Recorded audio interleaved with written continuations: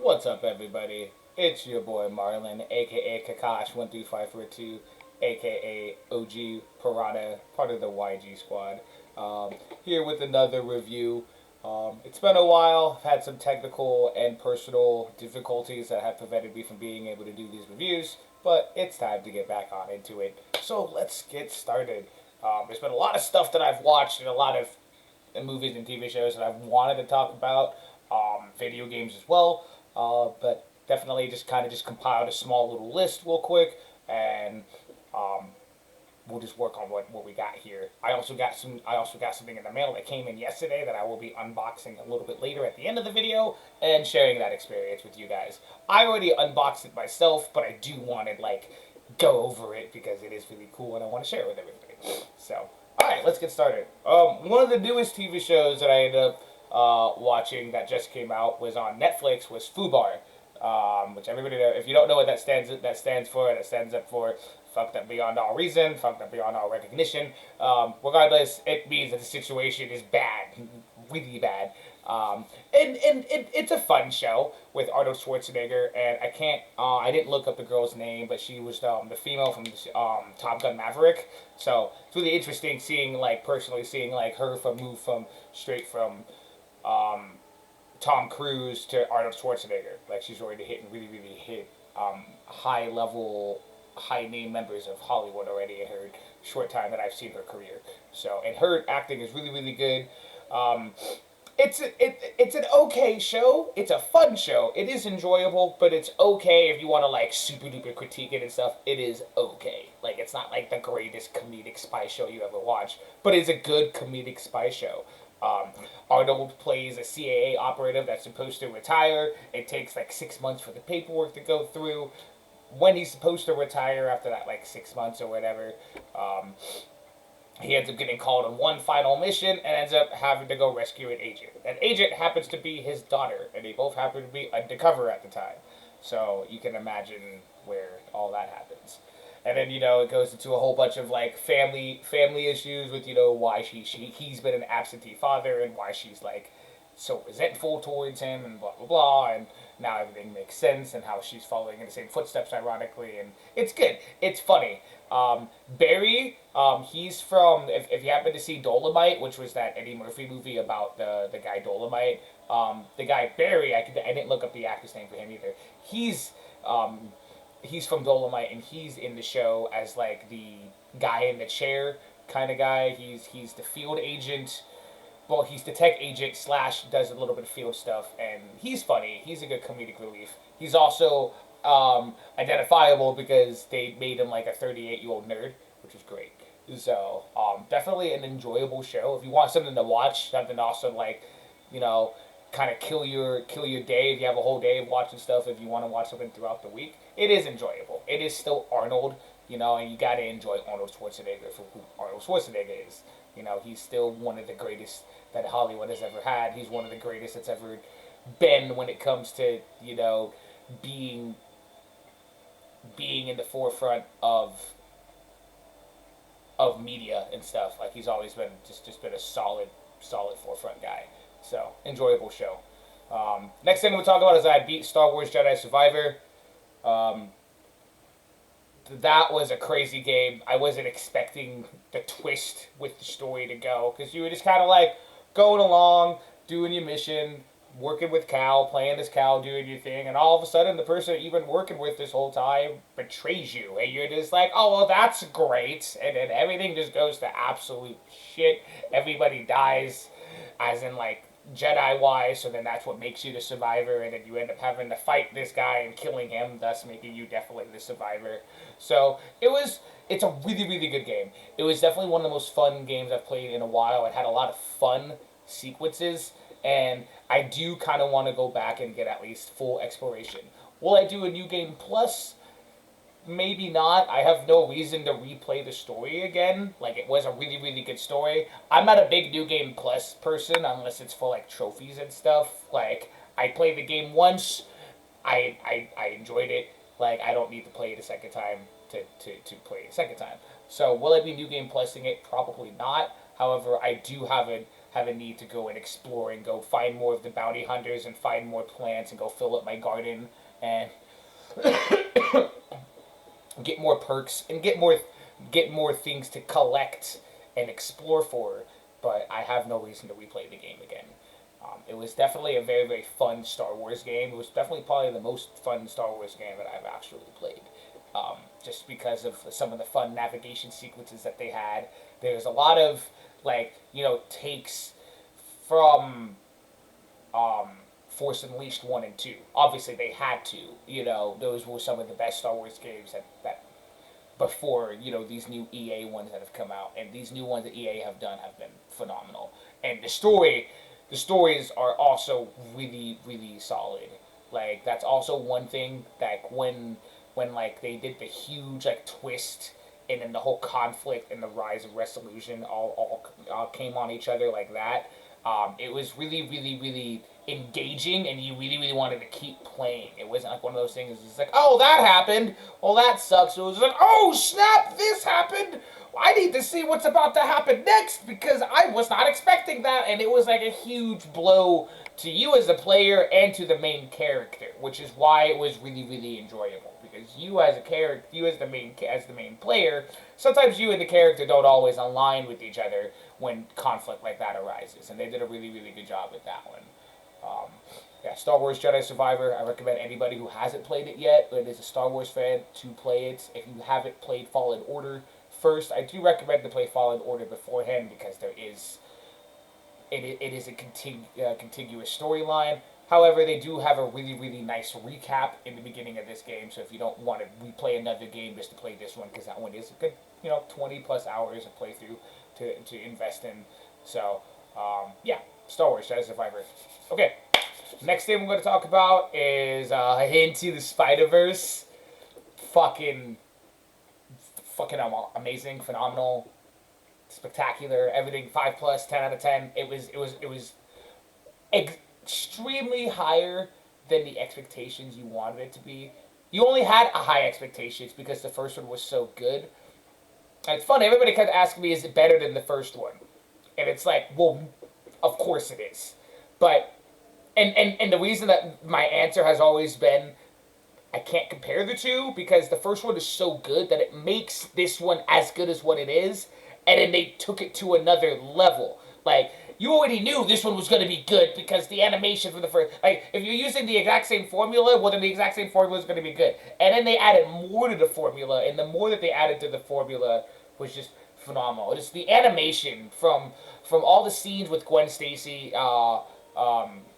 every time it was just her, when the story focused on just Gwen, it was really, really, really pale changes in palettes, but it was all based off her emotion. Like, her hair color would even change based off the emotion she was conveying in the scene. It would go from blue to pink to, like, kind of grayish to green. And it was just, depending on how she was feeling, it was literally portrayed 100% through the palette of the background of the scene. But it did not detract from the scene, nor did it detract from the dialogue of the scene. And the balance and play on that was... it was risky, and they did a really, really good job with it, because you weren't too busy looking at, like, oh, hey, look, the background is changing colors, or the background is bleeding, the walls are, like, tearing up because she's tearing up. You weren't, like, too busy staring at that. You were just like, wow, I noticed that, but it just adds so much more to the scene. Like, it was like a play, the way that they did a lot of Gwen Stacy's scenes. It felt like a play. And then, every time that Spider-Punk was on the scene, it was probably the best animation in the entire movie. Like, just because it's Spider-Punk, he's supposed to be against the system. So, his animation was against the rest of their animation. Like, if the rest of them were super duper color, he would be in black and white. Like, and it was some of the coolest I've ever seen done visually. And again, it didn't detract from what was going on. Like, they made sure that, like, we're going to make sure we're going to play on each character properly, like, but we're not going to detract from what's going on corely in the movie or corely what's in the scene. Like, Daniel Kaluuya did a phenomenal job as voicing a Spider-Punk. It took me forever. Like, I couldn't identify any of these guys in the movie, but I knew their voices because it was the first time excuse me, first time for me experiencing these guys as voice actors. Like Oscar Isaac as Miguel O'Hara as 2099, she's phenomenal. Like, even though he's the bad guy of the movie, he's still Spider-Man. He's still trying to save other people. It just sucks that in his eyes, another Spider-Man is the enemy, and we have to stop this Spider-Man on the greater scheme of, like, the whole existence of everything, not just because he's in the way. Like, he looks like a bad guy. You know, they make jokes about, like, you know, how his costume is super duper, like, you know, wolf-like and Dracula-like, and just it's like, are you sure you're a good guy? Are you sure you're a Spider-Man? Like, they make jokes about that in the entire film, and it's like, yeah, no, he's Miguel O'Hara. He's just a different Spider-Man, but he's still Spider-Man, and at the core, he's still Spider-Man. And it's just interesting how they play on all the cores of all the characters. Some of the best animation was also when they did the Ben O'Reilly Scarlet Spider. Like, just the fact that, you know, he did all his own internal dialogue. Like, every time they focused on a different Spider-Man, they kept core to what made them popular in the comics, to the movies, to whatever. And the reason I say to the movies is because they had clips of both Tobey Maguire and I cannot think of his name, and that is going to be unfortunate. I cannot figure... Andrew Garfield, thank you. I apologize about that. But they had scenes of Andrew Garfield and Tobey Maguire's Spider-Man because they were all talking about how, like, you know... They talked about this in the first Spider-Verse movie, where how the death of Uncle Ben, and for Gwen, the death of Peter Parker, bounded everybody. And they even showed, even in other multiverses, Tobey's and Andrew's, that the death of Ben changed them and shaped them with the whole, you know, with great power comes great responsibility. The coolest Spider-Man that I thought that I saw in that movie was Kanasoni as Spider-Man India. Now, and I was really upset because I kept trying to identify his voice, and he's Dopinder from Deadpool, so I was just like, that's where he's from when I looked it up after the movie. But his Spider-Man was just, it was just so aesthetically cool with the bracelets and the color of the suit and the bandana, and just like, you have like Spider-Punk's animation was the best, but I think the design and the usage of Spider-Man India's was the best, was the coolest. And it's funny, I'm at this point in my life where I can't pick a favorite Spider-Man. Like, they're all cool. Like they're all cool for their own different reasons too. Like, I'm still not gonna deny Spider Noir because he's black and white and he beats up Nazis. Who doesn't like beating up Nazis? But at the end of the day, I can't pick a favorite Spider-Man anymore. You know, Spider-Gwen is Spider-Gwen. Like, she is Spider-Gwen. Like, she's Gwen Stacy as Spider-Man. It's a crazy storyline. It's a great... I love her colors. I love everything about her. Like, but there's also Spider-Woman. Like, so it's... I have this love for Spider-Man at this point to where I can't pick my favorite. But I can say that Spider-Man is definitely my favorite superhero. And if you were a fan of the first movie, definitely go see this. And if you are a fan of Spider-Man in any kind of way, you will truly, truly love what they've done with this movie. The next one is supposed to come out next year in March. Like, and it's the second half to this movie. Like, and if you weren't aware before you go see this, or if you've already seen it and you weren't aware when you went to go see it, it's a part one. Like, it's a two-parter movie. Like, the fact that they had as much as what happened in this movie, and it's only the first half, it was just like, wow, this is all phenomenal. Everything about this is amazing. Like, by the end of the year, we're supposed to get a new Spider-Man video game, which just, you know, just more Spider-Man in this year is just, yeah, it's great. So, Into the Spider-Verse, I'm sorry, Across the Spider-Verse is what this one was, and then the next one will be called Beyond the Spider-Verse. So, yeah. The last thing I'll be talking about, it's on my TV right now, if you can see it in the back there, because the screen's all blacked out. I also got the box right there, because I got the collector's edition box set. But talk about some Diablo 4. I know I've talked about it in previous videos and stuff, but it's here. It's beautiful. I'm just glad that it's a solid game. Like sure it has its issues. Every Diablo has its little tweaks and issues and stuff. You know, it's unfortunate when you try to run into something and you get caught on a bush and you didn't realize you got caught on a bush, or when you attack something and you roll the wrong direction than your character's supposed to. That's fine. There's so many things going on, and that's okay. Like, it's not like it detracts from me enjoying the game. It's just like, oh well, I'll just press the button again. Like, not a big deal. Like, it doesn't. It's not like how it was with cutscenes and stuff I was doing the beta. The visuals of the game is great. The storyline is beautiful. Like, the fact that you're just chasing Lilith, but you're seeing like how her and Anarius have impacted the world. Like, you know, the fact that all these people follow Anarius. The fact that Anarius does not bless you, and you have to find your own way, which is not ideal because you have Lilith's blood inside of you, so I guess you have to use Lilith's way to do it, which means that we're probably going to have to fight Anarius at some point because he's not happy with you pursuing her because he did not give you his blessing. And we'll see how the storyline goes. I haven't finished the story yet. I'm almost done with the campaign. I'm level 40 plus already. I have a level 15 hardcore character. So yeah, we're doing the thing. Like, we're having a great time. But I'm excited because I didn't know that this was supposed to come in. I was told it was supposed to come in June 30th, and it's not June 30th, but it's here now. I'm gonna have to take off my headset and put it back on. But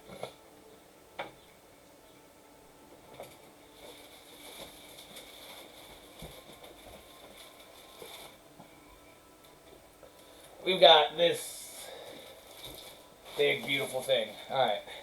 I'm gonna have to stand up for this, aren't I? There we go. So it's the doorway to hell. It's a magnetic seal, which I really, really like, allowing me to actually enjoy it. The art's already what's placed on top. This is, I'm going to slowly open the box. Supposed to be blood petals in here, so those might fall out. We'll see.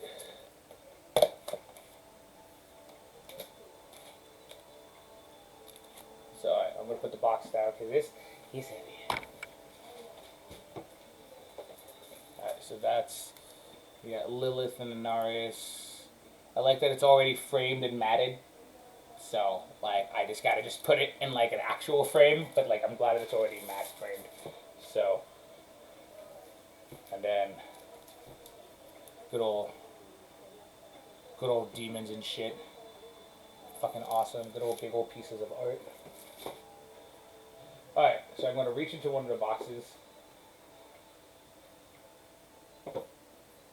And I'm reaching in right now. And I'm pulling out the giant art book that is in here. My headset does not like to stay on. I apologize.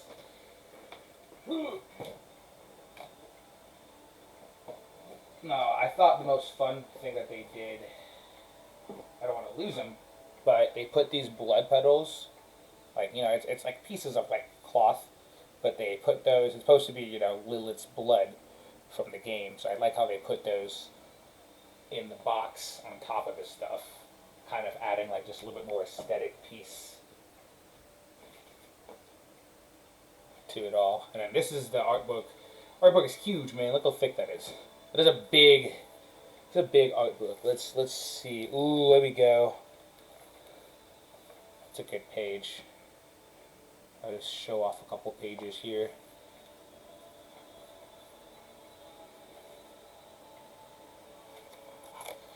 Let's see. Okay, there we go.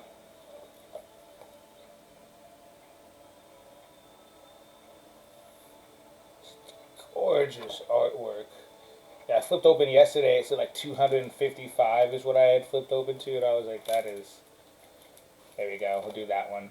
It's a good landscape. So yeah, lots and lots and lots of art to look at in this art book for sure. I'd rather have a look at that when the game's done, so then I can understand the entire art. And this thing is the pin. You get this in the beginning of the game from Lorath. It's also the loading symbol. So whenever your game saves or loads, this is what flashes at the bottom. This is pulling out a second box.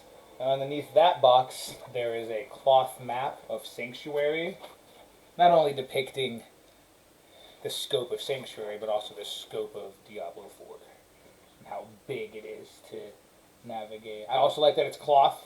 I do have at least one other collector's edition cloth map. So, you know, it's a nice little collection to start having. I like, and again, cloth just makes it, just makes it more durable to deal with when you fold it and put it away and stuff. Also, a really cool mouse pad, standard for those people that would like to PC themselves on the way to hell. So I got the Xbox edition of the game, but it's still really cool having that mouse pad. Will I ever use it? Who knows? But it is still a nice addition to own. I'm putting things back into where they go. And then you flip open the case again. And now we got what's over on the other side. So this is a gorgeous looking box right here. This is one thing that I was super excited for, but I didn't realize that it was better in person until I got it in person. I'll try to got some batteries for you. I wonder if you guys can guess we got batteries for it. And an instruction booklet. Nah, I won't show that. But we got a battery-powered candle with, we got Lilith and Anarius. And I didn't realize that Anarius was on it. Like, when I had saw the image, I didn't realize that was Anarius. And the angel artwork of Diablo 4 is literally like 90% of the reason that I love the artwork of Diablo 4 is their angels are probably the coolest angels that have ever been depicted, like, ever. And this is me, like, being a Supernatural fan. This is me always being a fan of, like, Gothic style art. And their angels are just amazing. Just, I can't say anything else. And the fact that, like, Anarius is on that candle just adds so much more. Because Lilith is badass. Like, and they've done a really, really good job with Lilith's artwork in this game. But I'm a bigger fan of Anarius' artwork because of the fact that I'm a bigger fan aesthetically of the angels. So Anarius being on that candle is just an extra.